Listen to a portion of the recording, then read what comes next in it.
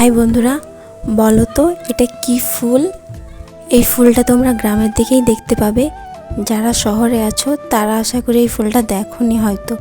দেখো এই ফুলটা কত সুন্দর। কয়েকটি ফুল তুলে নিচ্ছি।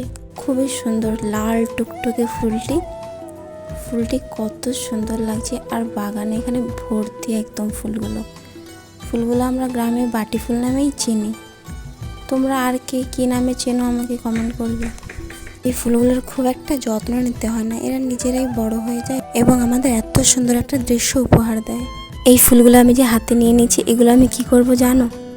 আমার এত ভালো লাগছে না ফুলগুলো, এগুলো নিয়ে আমার খেলতে ইচ্ছা করছে বাচ্চাদের মতো। দেখো কি করেছি, সুন্দর লাগছে না? জানো তো ফুলগুলো এত সুন্দর, কিন্তু ফুলগুলো আমরা কখনো পুজোতে দিইনি। আচ্ছা, এগুলো দিয়ে কি কালী পুজো হয়? লাল টুকটুকে ফুল তো কালী পুজোর জন্য। তোমরা কারা কারা এটা পুজোয় ব্যবহার করো বলবে তো? আমাদের এদিকে তো ফুলগুলো শুধুই ফুটে থাকে, কেউই এগুলো নিয়ে পুজো করে না, শুধু দেখতেই ভালো লাগে। বাগানে কোনো যত্ন ছাড়াই এই ফুল গাছগুলো আমাদের এত সুন্দর সুন্দর ফুল দিতে পারে। হঠাৎ করে গেল চোখটা গাছের দিকে, ফুলগুলো কত সুন্দর ফুটে আছে। এই দেখে আমি কি আর থাকতে পারি?